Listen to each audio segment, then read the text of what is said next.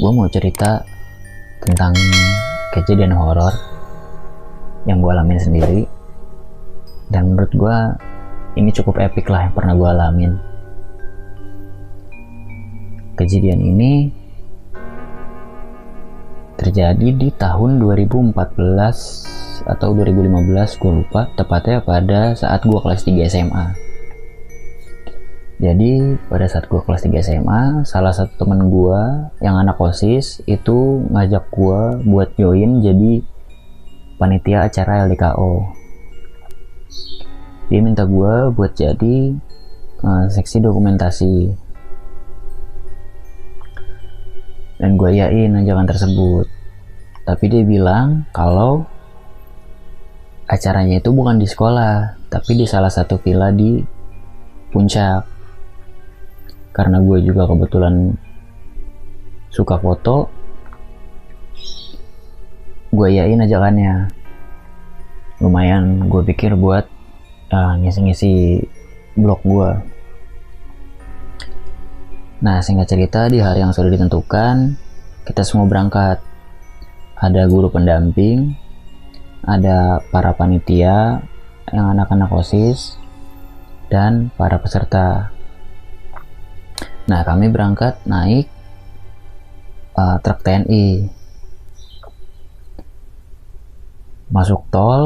Kita masuk tol, dan setelah berjalan beberapa menit di tol, gue ketiduran.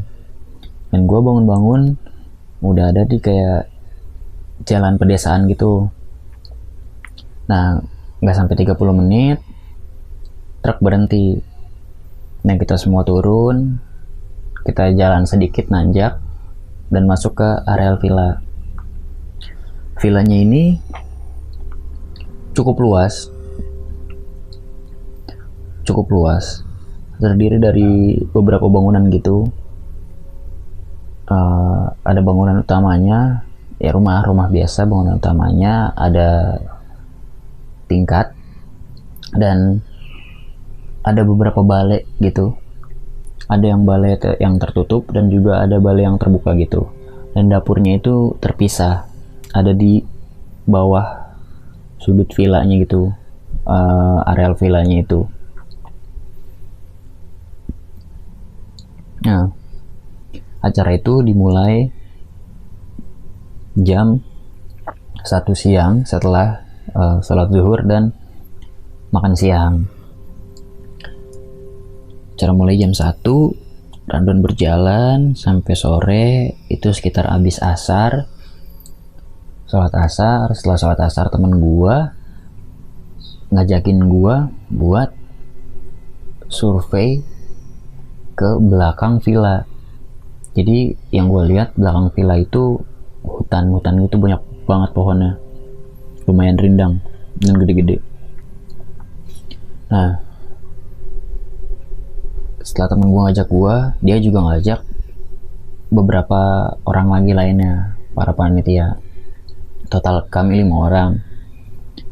Kita jalan keluar villa, kayak lewatin rumah-rumah warga gitu. Nah, ada rumah warga terakhir. Di depannya itu jalan aspal yang terputus gitu. Jadi udah ke sana berarti udah areal hutannya gitu. Saat kami mulai masuk ke jalan yang tanah gitu, salah satu teman gue nyeletuk, lu pada tahu nggak kalau ini tuh Gunung Salak? Dia bilang kayak gitu. Ya gue sih nggak permasalahan yang ini mau gunung apa gitu, karena ya gue basicnya adalah orang yang logis gitu, dan gue percaya nggak percaya sama hal yang seperti itu. Nah, teman gue ada yang mengkonfirmasi kalau ini benar Gunung Salak, dan dia juga bertanya, masa sih gitu. Udah, kita jalanlah berlima untuk survei trek buat acara jurit malamnya itu rencananya bakal diadain jam 2 dini hari. Kita naik, kita ngasih beberapa tanda gitu pakai pita-pita gitu biar nggak ada yang nyasar. Nah pada saat sampai di tengah perjalanan itu ada kayak cekungan ke bawah gitu, kayak jurang gitu, itu cekungan, dan di bawahnya itu ada tanaman-tanaman kecil gitu lah, kayak pohon-pohon kecil gitu. Dan ke kirinya itu ya jalur nanjak gitu, jalan nanjak ke atas. Dan entah gue doang yang dengar atau temen gue ada beberapa yang dengar, gue nggak tahu. Gue denger tuh kayak dari arah cekungan bawah gitu, tuh di bawahnya itu kayak dengar ada kayak suara anak kecil yang ketawa gitu sambil kayak lari-lari gitu. Gue nggak konfirmasi ke temen gue karena gue takut dia nggak dengar terus dia ngomong semuanya panik. Nggak. Dan udah kita jalan lagi, jalan, dan ternyata tembusan dari jalur itu ada di pas banget ada di belakang villa kita. Jadi keluar dari jalur itu langsung villa kita.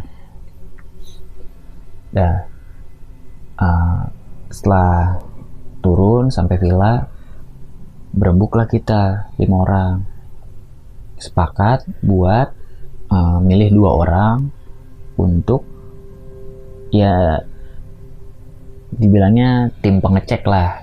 Jadi tim pengecek ini nanti bakal ngecek setelah kelompok peserta terakhir itu, baru tim pengecek itu jalan naik, mastiin ada yang ketinggalan atau ada yang gimana enggak. Terpilihlah gua sama satu teman gua gitu. Nah setelah itu maghrib kita sholat, makan, lanjut acara sebentar sampai ke jam 9 malam. Nah jam 9 malam para peserta itu disuruh masuk ke kamarnya masing-masing, ke balainya masing-masing. Gue kebagian untuk jaga di balai cewek. Jadi gue sama, kalau nggak salah itu 6 orang, ada 2 cowok, ada 2 cewek dan 4 cowok itu jaga di depan balai cewek. Kita gelar tikar gitu, kita ngobrol-ngobrol, ngopi-ngopi segala macam. Nah sampai jam 10:30 malam itu tiba-tiba seluruh areal villa dan villa-villa di sekitarnya itu mati lampu. Klise banget, kayak di tiap-tiap cerita horor atau film-film horor, di villa mati lampu. Itu gue ngalamin sendiri, klise banget. Nah salah satu temen gue nanya ke penjaga villanya, ternyata bener, emang mati lampu semuanya, bukan karena ada apa-apa. Dan sekaligus temen gue itu minta dibeliin lilin. Nah jam 11 lewat, penjaga villa itu balik lagi dan temen gue nyamperin ngambil lilin. Kita ngambil lilin untuk kita jaga, takutnya cewek ada yang mau ke kamar mandi atau gimana, kita sediain lilin. Nah satu lilin itu dinyalain sama temen gue, dinyalain kemudian ditaruh. Belum ada 2 detik dari lilin itu ditaruh, salah satu teman gue yang cewek tiba-tiba teriak, langsung nutupin mukanya pakai tangan sambil nangis. Wah yang lainnya panik kan, langsung kenapa, dia nggak mau bilang kenapa gitu.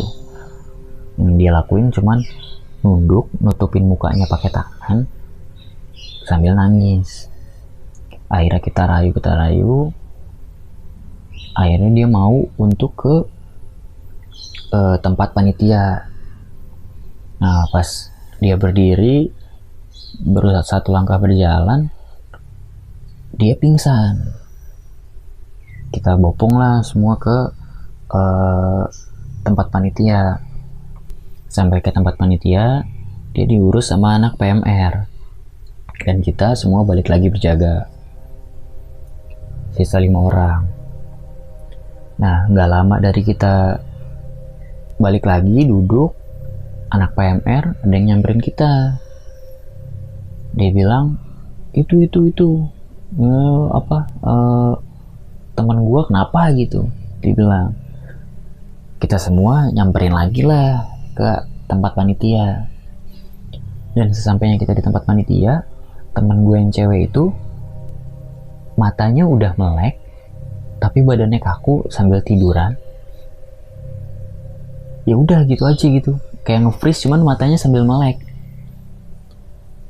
Gue nggak tahu apa yang harus gue lakuin pada saat itu. Yang ada di otak gue cuman baca surat-surat pendek doang. Nah, gue sambil deketin ke kupingnya dia, gue baca surat-surat pendek sambil gue deketin di kupingnya dia. Setelah beberapa surat pendek gue baca, akhirnya keluar air mata dari matanya dia. Nggak lama baru ngedip, lalu dibangunin sama anak PMR, disuruh minum. Akhirnya udah ditanganin lagi sama anak PMR. Kita semua balik lagi ke tempat jaga, ke depan balai cewek itu. Nah, sampai sekitar jam 2 kita masih duduk, masih stay ngobrol-ngobrol di depan balai cewek itu. Lampu juga belum nyala. Nah, jam 2:30 kalau nggak salah, jam 2:30 lewat, barulah lampu itu nyala semua. Nah, kita berembuk, gimana nih acara jerit malam, mau dilanjut atau enggak. Akhirnya kesepakatan semuanya, yaudah dilanjutin acara jerit malamnya. Setelah dilanjutin acara jerit malamnya, para peserta dibangunin dan dibagi sesuai kelompoknya masing-masing kan. Kurang lebih ada 5 kelompok. Satu kelompok itu berisi 5-6 orang. Nah, dibekalin 2 senter. Gua sama temen gua yang kebagian untuk jaganya itu OTW duluan ke garis start masuk hutannya itu. Gue sama temen gue berdua tibalah kelompok peserta yang pertama. Kita cek senternya, kita kasih tahu medannya kayak gimana. Nanti kalau udah tanda ini ikutin aja, jangan sampai nyasar bla bla bla segala macam. Nah, pada saat dicek senternya ada yang redup senternya, kita tukerlah pakai punya kita. Terus sampai kelompok terakhir kita cek ada senter yang redup juga. Dan ya alhasil kita berdua yang menjaga ini dapatlah dua-duanya senter yang redup. Setelah kelompok terakhir naik, beberapa menit kemudian barulah kita naik dengan bermodalkan 2 senter yang redup. Nah, sampai kita jalan, udah bismillah jalan. Gue lumayan ngeri juga pada saat ngelewatin yang cekungan jurang itu, yang gue denger ada suara anak kecil lari itu. Tapi setelah kita lewatin alhamdulillah nggak ada. Nah, semakin kesana itu vegetasinya mulai semakin ada lah, maksudnya pohonnya udah makin tinggi makin rimbun gitu. Pas gue jalan, gue ngelihat ada kayak hitam gitu nempel di pohon. Gue pikir awalnya buahnya, tapi nggak mungkin kan, buah warnanya hitam terus gede banget, buah apa? Gue masih mencoba melogikakan kalau itu buah sebenarnya, ya mensugesti diri gue aja gitu. Itu tuh tapi bukan di batangnya, maksudnya bukan di dahannya, tapi nempel di batangnya gitu. Jadi batang tinggi, di atasnya daun-daun, nah di bawahnya daun-daun itu dia nempel hitam. Gue inget banget hitam. Dan ya walaupun gak logis juga kalau gue bilang itu buah sih sebenarnya, karena gede gitu kan.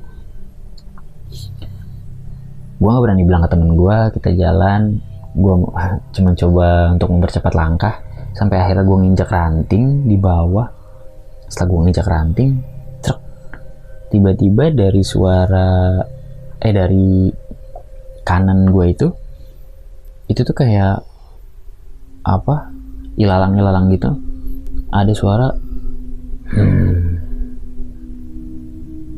gue nggak tahu tuh suara apa. Makin gue percepat langkah gue, temen gue juga tiba-tiba ikut percepat langkahnya. Kita cek juga, nggak ada yang gimana ketinggalan atau nyasar atau gimana. Sampailah kita ke villa, alhamdulillah. Kita sampai ke villa.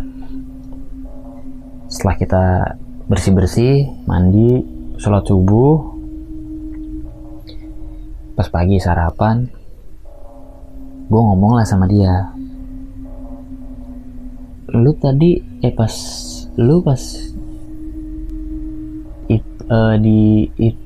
gue jelasin lah tempatnya gini ngeliat ada buah nggak di pohon yang gede.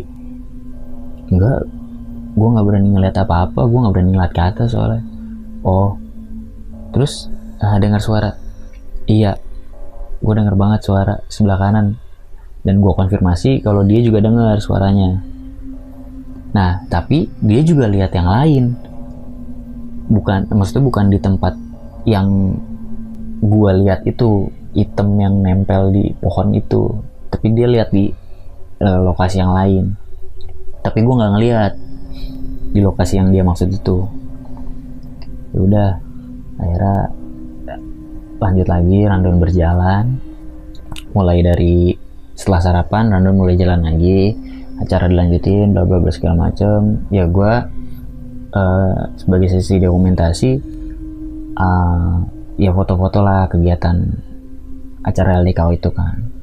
Nah, gue dipanggil sama salah satu teman gue pas sore itu, sehabis asar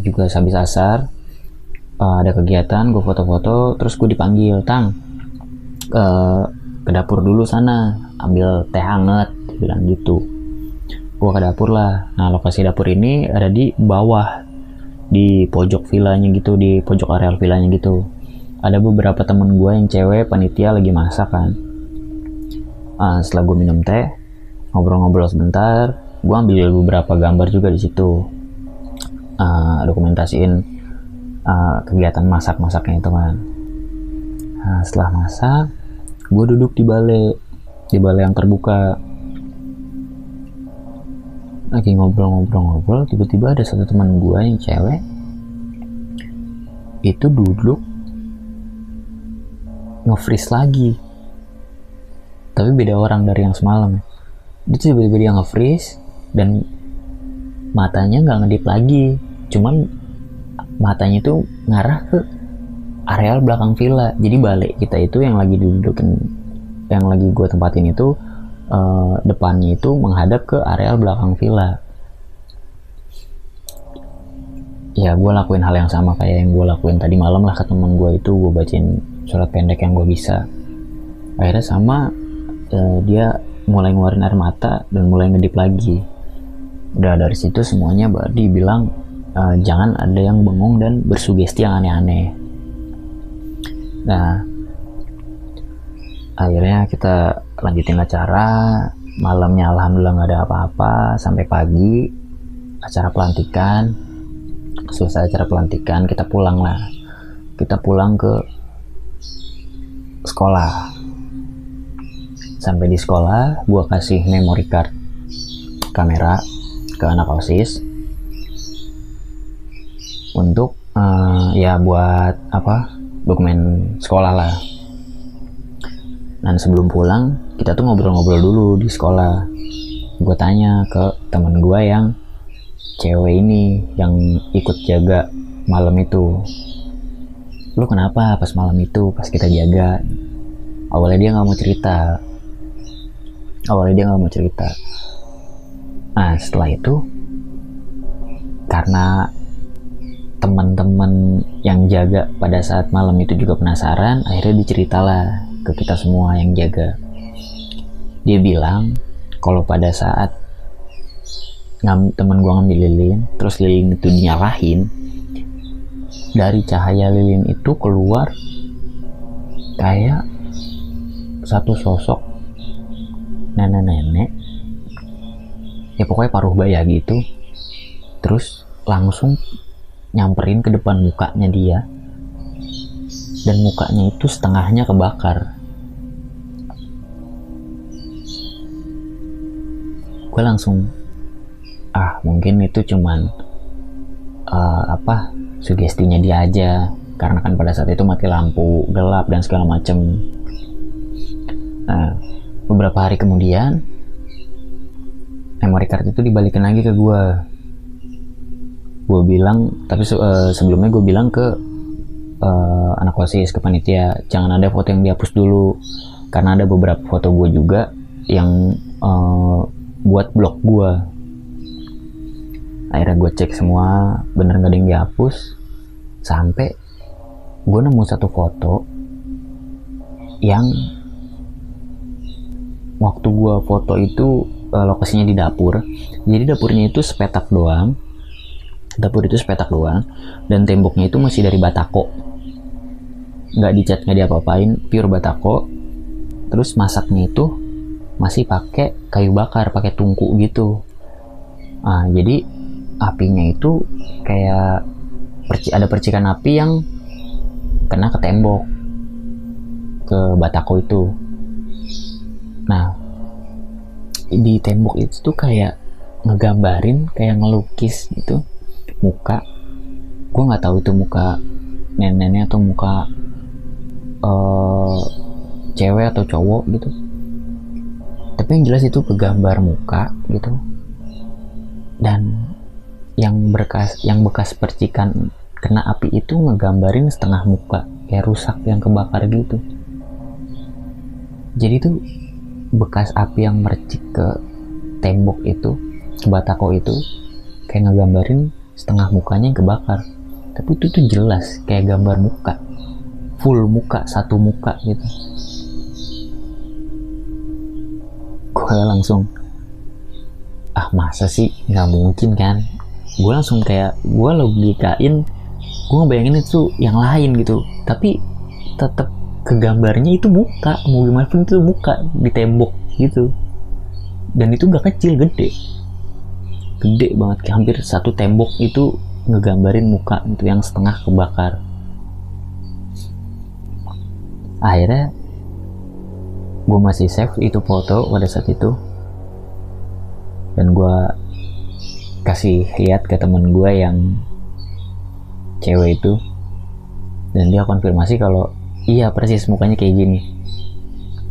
Langsung foto itu gue hapus, gue nggak berani nyimpan lama-lama, gue hapus. Dan ya gue nggak tahu, mungkin sekarang foto itu masih ada di dokumen sekolah. Itu aja cerita dari gue. Thank you semua yang udah dengerin.